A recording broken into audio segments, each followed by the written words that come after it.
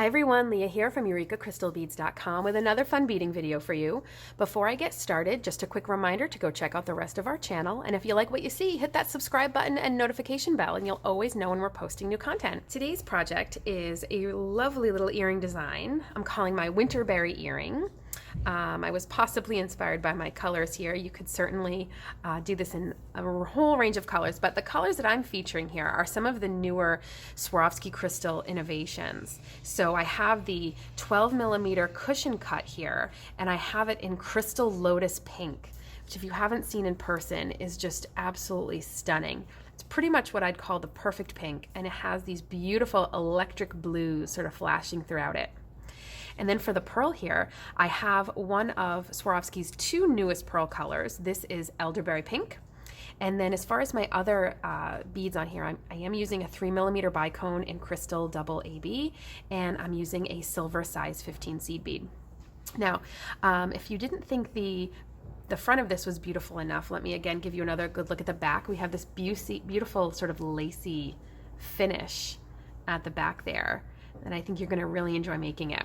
It does use 15, so ladies and gentlemen, put on your best magnifying glasses here.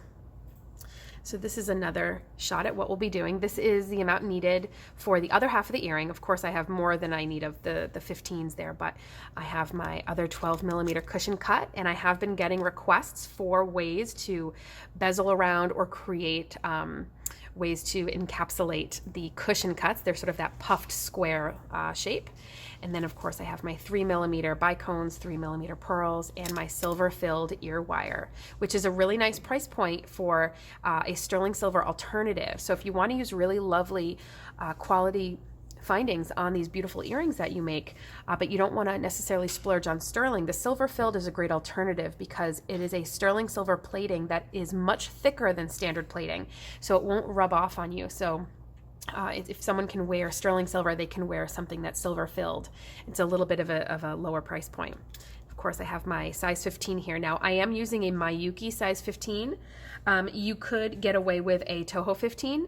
I have not tested a Toho 15 yet, so I can't vouch for it completely, but I believe you could certainly do it with a Toho 15, but this one does happen to be a Miyuki. Okay, let me get my beads out there. A little bit of everything. And what's also nice is that this earring is another project that really doesn't take many pieces.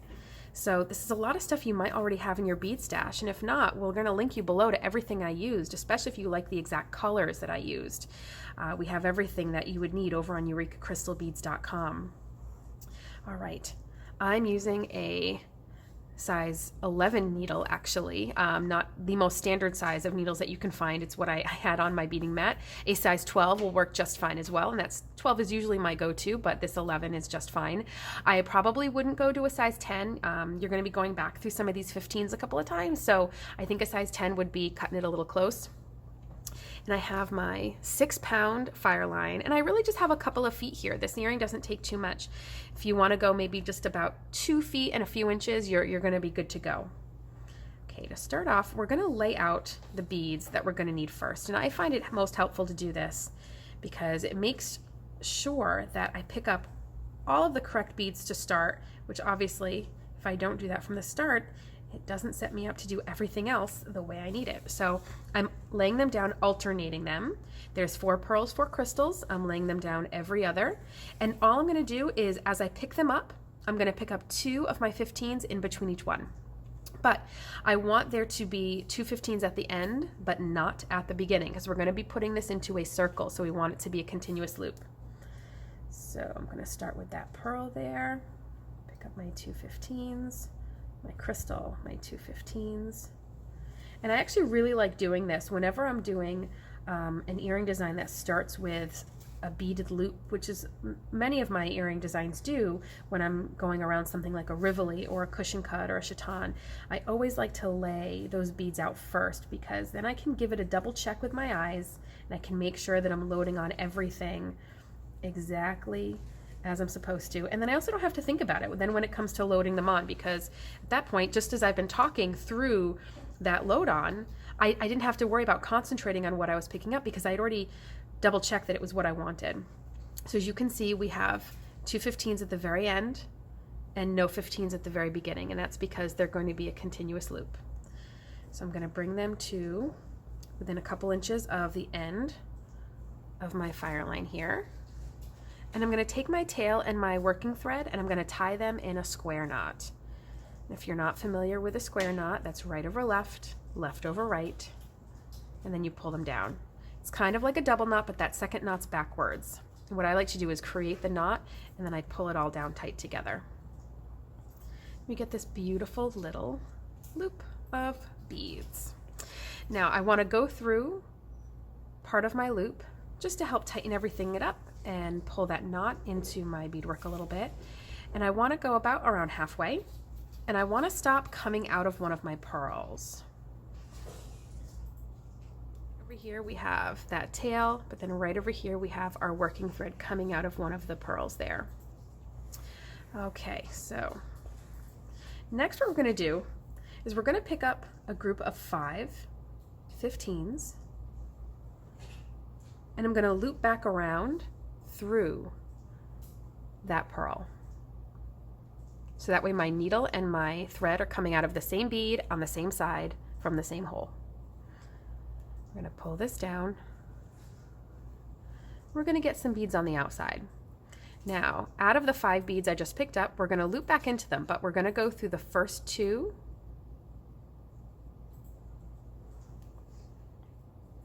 And then we're going to skip over the middle one. We're going to skip that 3rd one, and we're going to go down the last 2.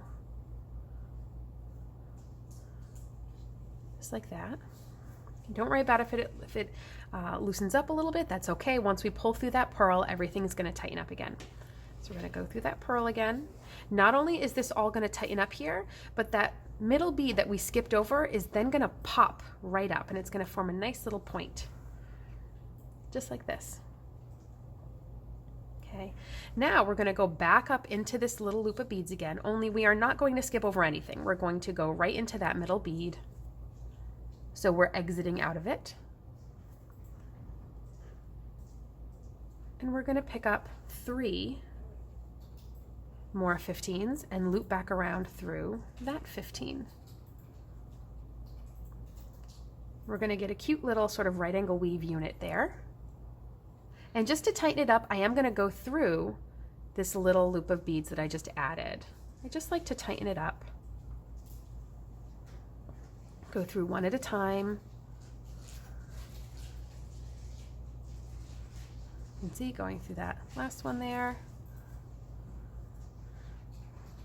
And then I'm going to go through the one that we built it off of. Just like this. We're now going to go down the other 2 15s that we had on the other side of that original loop. And then through the pearl again. So, I'll give you a nice close-up. This is what we get here. So again, we picked up 5 15s, looped back through the pearl, went through that loop of 5 15s again, but skipped over the middle one. So that way when we went through the pearl and pulled tight, it popped up. We went up into that group again, exiting out of that popped up middle 15, picked up 3 15s, looped through that popped up 15, looped through again to tighten it up, and then went back down the other half of that original loop of 5 and through the pearl. Now the last thing I'm going to do is head around my beaded loop until I'm exiting out of the next pearl. So all I'm going to do is repeat these steps on this pearl, and then the pearl after that and the pearl after that. So if you need to see that part again, you can certainly rewind back in the video to watch me do that again, but I'm going to cut away and I'll be back in just a second with the other 3 of those steps finished. Okay, I have finished those steps around my whole circle here, and where I've ended off is, this was the last one I finished. I went back down through that pearl, started to travel around my circle again, and now I'm exiting out of the pearl that I first created those little additional steps off of. So now at this point, I want to travel to the very tip of that bead right there. So I'm just going to follow the lines that I've already laid down with those beads there, up into that beadwork, crisscrossing as I need to through the other beads. that I had added, following the same exact thread path as when I created those little beads there. So that's where we are, coming out of the very tip. Now we're going to work on the back of the earring. So those little right angle weave units, those are right here, right there. And so now we're going to connect them together. So we're going to pick up little groups of 5 15s.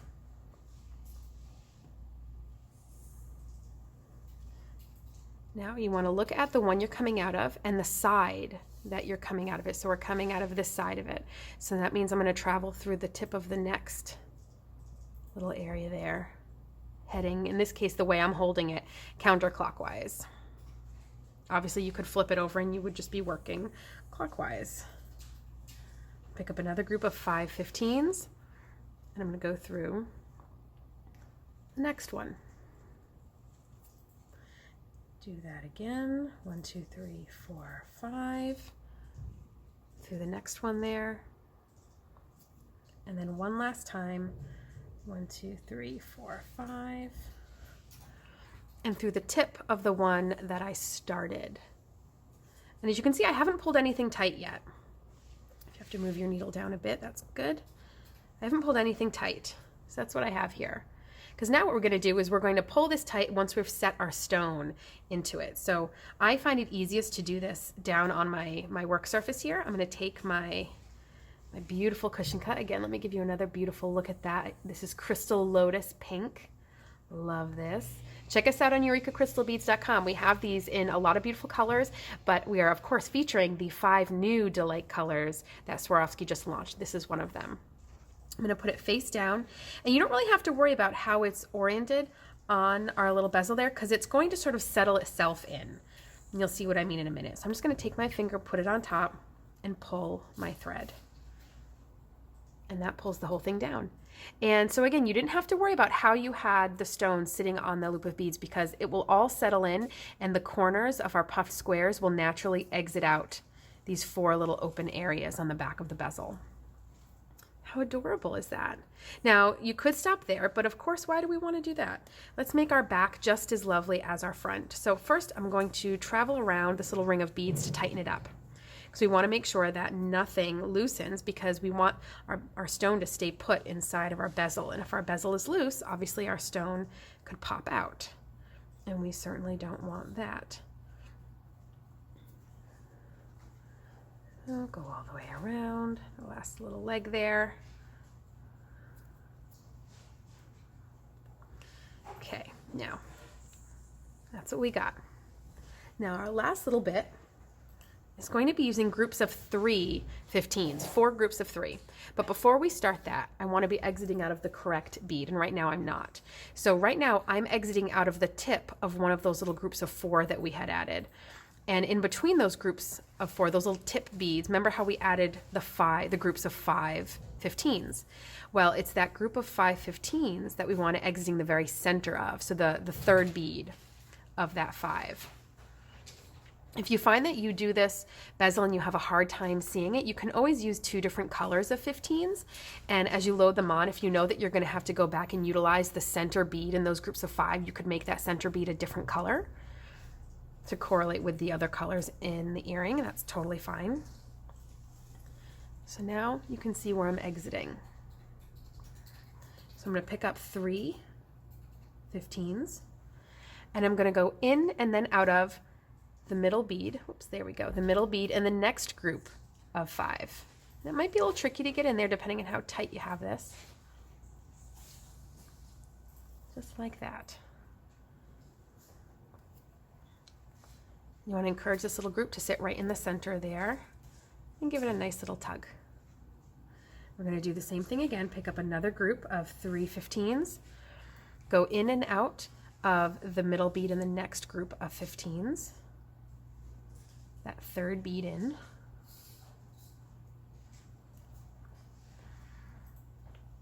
and again, each time you'll notice what I'm doing is I'm letting my needle drop, and I'm going back to this thread, and I'm holding just the thread down towards my beadwork, and I'm giving it a nice good tug. I'm going to do that again. 3 of my 15s. Home stretch here, folks. In and out of the middle bead.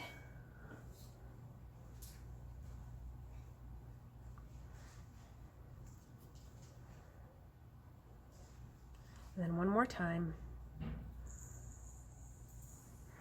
In and out of the middle bead of the next group of 15s, which is actually the bead that I started from when I was starting this step. At this point, it's going to be a little tight. Your needle might have a little bit of a hard time getting in there, but it's not so tight that it's impossible at all. That's what we get. It sort of pulls in.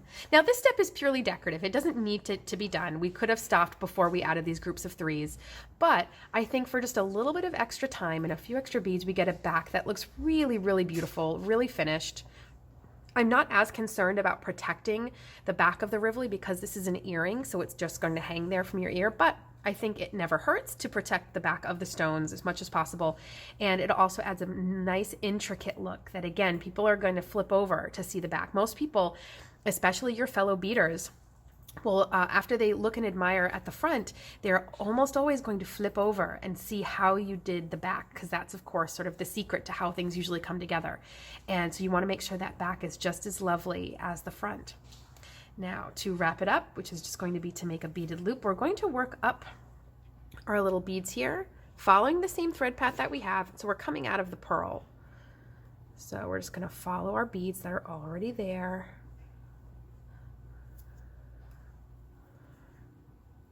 Go up the side of that little group of 4 that we created, cross over,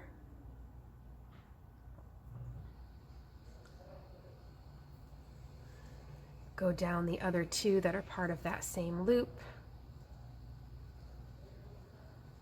like that, and then cross over into our pearl. Now for my little beaded loop, I just did something really simple, which was just to do a little group of 7. You can certainly go to town making this any more elaborate that you'd like. You could have this. You could, right now where I'm adding this loop, that could be the bottom of the earring, and you could certainly continue on and add something to dangle down, like a briolette of some kind. Let's see. All right, I got my 7 there. In this case, I'm just keeping it simple, and I'm going to loop back around through that pearl, and I get a nice simple little beaded loop. Now, of course, I'm going to travel back into that beaded loop so I can tighten it up.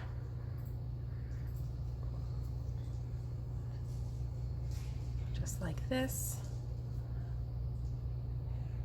Don't worry if things start to loosen up a little bit. That's okay, because once you pass back through the pearl, you can give it a tug and the whole thing will tighten right up. Just like that. Now, as far as ending our thread, I'm just going to travel through the beads that are on the front ring of beads, the beads from the very, very beginning here. And we're going to just tie some knots along the way. So I'm going to go underneath my working thread there, pull almost all the way through till I get my little loop, go through my loop. Give it a little bit of a tug. I'm going to go through a bit more of my ring. So that way I can do the same thing. Basically at each quarter of that ring, I'll do a knot. Travel through a little bit more. You want to end by coming back up at that beaded loop that you just created. So again, I'm going behind the thread that actually is going through that beaded ring, go through my little loop of thread that forms here, and you get a knot. All right, almost done. Now once I pop back out my beads at the top, so for me I guess that could be my pearl there, like that. Now at this point I can trim off my thread and add my ear wire. So I'm going to show you how to add an ear wire. You're going to use some chain nose pliers for this. Go to your ear wire, swivel your loop open, always to the side. You can go ahead and stick your ear wire through that beaded loop and swivel it back shut. All right, folks, that wraps it up. Thanks for watching. I hope you guys love this new little way of bezeling around a 12mm Swarovski cushion cut. Let me show you another view of the back there. So thanks for watching, and make sure to visit us on over at EurekaCrystalBeads.com for everything I used in this video. We'll link you below to the exact colors, and you can certainly make this in a whole array of colors, and especially featuring those beautiful new delights from Swarovski. So I'll see you next time.